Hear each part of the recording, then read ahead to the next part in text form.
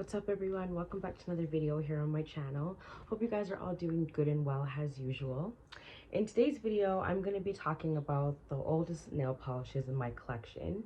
So when I say these are my oldest polishes, I wouldn't say these are really the polishes that kind of sparked my nail polish obsession, but they are the first ones that I ever picked up. And one of them is actually the only one I actually remember the date for when I got it. The rest of them I'm drawing a blank, but I did look back at some of the years these were released, so that's helping me a little bit. So some of them we have them from the same brand, some of them from brands that I didn't even know that I completely forgot about. But yeah, I just dug these out and these are definitely having me going down memory lane. So let's just get into it. So the first one I have here is from Urban Outfitters, and this is called Chrome. And this is the one that where I remember the date for. It was February 2011 because I traveled for the Super Bowl and I had picked this up when I was there. So that was in Dallas. And what really intrigued me about this one was their marketing. I really loved how the polish name was on the top of the lid there. So this is called Chrome. The cap is really not white anymore because this is so old, but this formula is still intact. It's even what, like 11 years old now, so yeah, it still performs pretty good. But the only thing I didn't like about this one is how streaky it applied, because it is a metallic. It's like a light purplish gray metallic. It's really cool actually, and I just forgot about it because I remembered how like it made all the ridges and stuff come out in my nails, and that's usually what metallics do, but that's all right. But anyway, this is why I don't wear it that much, but I do keep it because it's just a nostalgic moment I had for the trip I took, and I liked how cute the bottle is with the name on top. You know, you don't see a lot of nail polishes with the name printed on top there. Like, it's actually printed some black writing. So yeah, that is my first one, Chrome from Urban Outfitters. The next one I have up is one from a brand I don't even know is in existence anymore. This is called Solstice Nail Color, and this is in the color Prague. Really cute, like pumpkin spice color with a lot of silver shimmer in there. This is really nice, and I really want to put it on my fall rack this year because I actually do like this color, and I have no idea where I got it from. I think maybe I got it from like a gift bag or something from somewhere I went. I really don't remember, but I know this is the one of the oldest because I got it at the time I got another old one that I'm going to show you guys. But yeah, I really want to wear this one for the fall. I just haven't yet, but I really like the color. So that was Solstice Nail Lacquer Prague. Next three up are all from Essie, and one is like an old school Essie, like one that doesn't have the E on top and the older label on the bottom. So this is called Honey Bun. This is a really interesting dusty red mauve color. I love this. It has a lot of gold shimmer in it as well, which makes it pretty unique because I don't have a lot of mauves in my collection that have a lot of gold shimmer in it. It's usually the silver shimmer that I see in a lot of mauve polishes. This one has like a really interesting like brick reddish look to it. I love it a lot, and considering it's so old, I feel like this polish is when Essie came out with their best formulas, because this polish is really old and it's still pretty intact. It still shakes and everything like that. It didn't get goopy, and this is one reason why I have a lot of Essies in my collection. Well, the older ones, because now the newer ones, now since Essie was bought out by L'Oreal, their formulas don't really last that consistently now, so I'm glad that I have a lot of the older school ones in my collection, but not the ones that don't have the little E on top. This is the only one that I have that doesn't have the E on top, so it's old school. So that is Essie's Honey Bun. Next one is another Essie. The name always bothered me for this, I don't know why, but it's Cant Filmfest. This is a beautiful fluorescent pink. I love my pinks when they're fluorescent. They're beautiful. This reminds me of China Glaze's Purple Panic, but except this is more of a magenta. And oh, this just glows on your nails. It's super pigmented, and I've had to add a bit of thinner in it because it has gotten goopy. Added too much, it's a bit watery now, but it's still a really lovely polish and applies really nice. So yeah, that is one polish that I'm really excited to have, because I'm not sure if you can get this one anymore. As I'm finding, like I'm saying I can't get Essie's, but then when I Google them, they just reappear. I think they just reappear after a while after being discontinued. It's kind of nice. So that is Essie's Cant Filmfest. And the last one is actually of a backup that I had that I thought I gave away to someone, but I guess I didn't. This is Island Hopping. Really, really beautiful dusty pink mauve color. It's not the same kind of mauve as this one. This is definitely more of a reddish mauve. Has a lot more brown in it, and this has a lot more purple and pink. So yeah, this Island Hopping, and this is the old one. It doesn't shake anymore, but I do have a backup of it because I found it on beyondpolishcanada.com after years not being able to search for this. So I did keep the oldest one that I have because I couldn't find it until last year. So yeah, this is definitely one of the OG Essie polishes I have in my collection, and also have a backup of. I didn't include it in my backup video because I included in the video that polishes that I added back to my collection, just because I was excited about finding it again. So that's my little tidbit about that. But yeah, that was Essie's Island Hopping. Next one up is one of my favorite OPIs in my collection.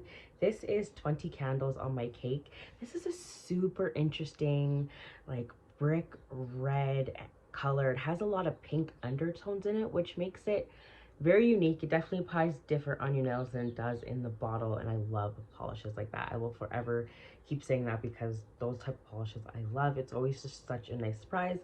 And yeah, I think I bought this when I turned 21. I know it says 20, but I still just liked the name of it. I thought it was cute. But yeah, it was just a little gift to myself on my birthday. But yeah, I love just the color is so good. This is definitely one of my all year polishes that I will wear all year. I just forget about it because there's just so many new polishes in my collection now. You just forget. But yeah, this is definitely one that I'm so happy to have in my collection. It is very pretty. So that is 20 Candles on My Cake by OPI. Next one up is a Revlon. I feel like one of your oldest polishes always has to be a Revlon because they're just one of those brands that you always just have some in your collection but you don't really use anymore.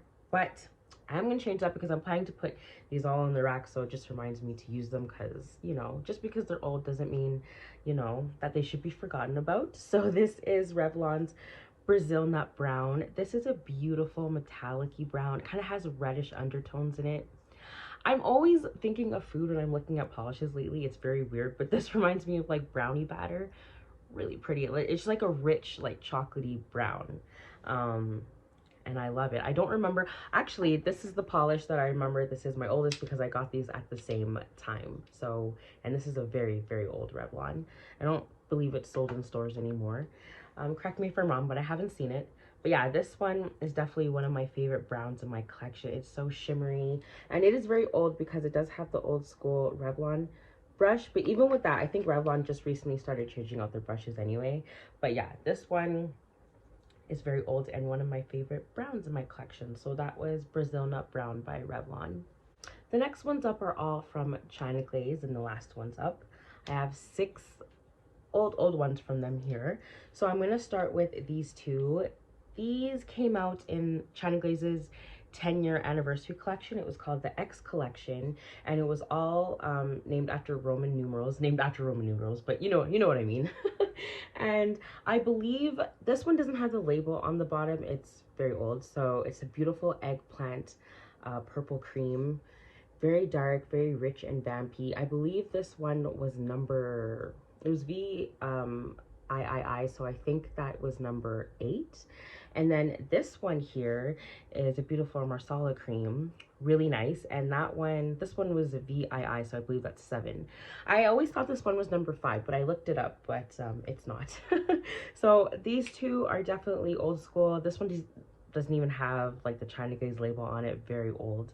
I don't think you'll ever see a China Glaze bottle like that with nothing on it, but yeah, that's what it is. I haven't used these in a long time, but they're really, really nice creams for the winter, especially this one. It's very vampy, even for the fall too. These are definitely very, very nice colors for both those seasons. So that was 2 from the X collection.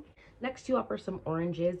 This is old school. This will probably bring back some memories for you guys. This is China Glaze's Japanese Koi. This is a bright bright neon orange, brighter than a pylon, I would say. This formula is a tragedy. It is not it at all. But it is the old school one because it does have the newspaper looking label on it.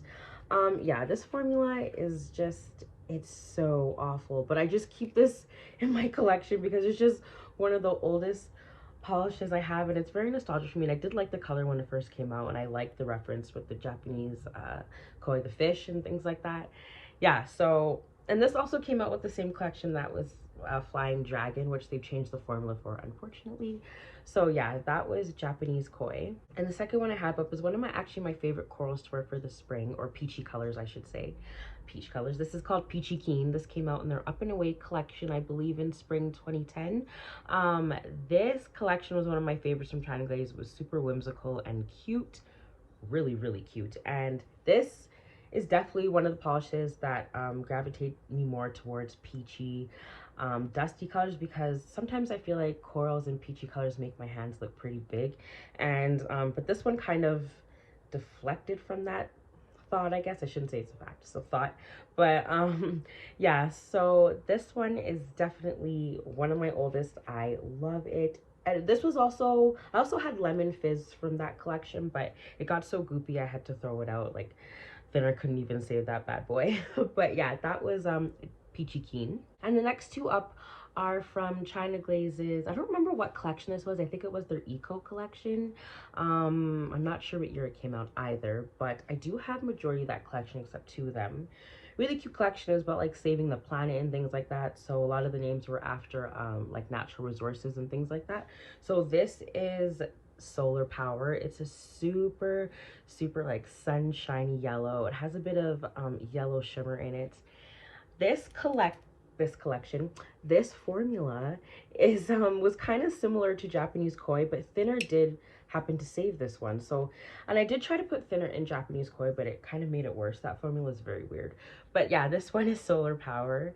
It's very old. The label is almost coming off, has the other masala one, but this one I was talking about. But yeah, this is super pretty. It's definitely one of those yellows that I have used the most of, just because yellow isn't one of those colors that comes out a lot in nail polishes. So at the time this came out, I was super excited to have it, and I still am happy that it performs pretty well. So that was Solar Power. The next one up is so bittersweet for me. This is Recycle. This is one of my favorite grays in my collection.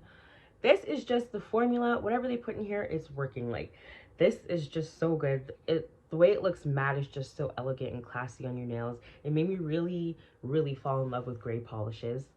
So what is so tragic about this one is that China Glaze again had the audacity to change the formula, and it's not the same at all. It's just not. I bought this as a backup because this one is almost halfway down, and it's getting a bit goopy, but Thinner did save it again. But yeah, I bought it and I was like, wow, that is definitely not the same color.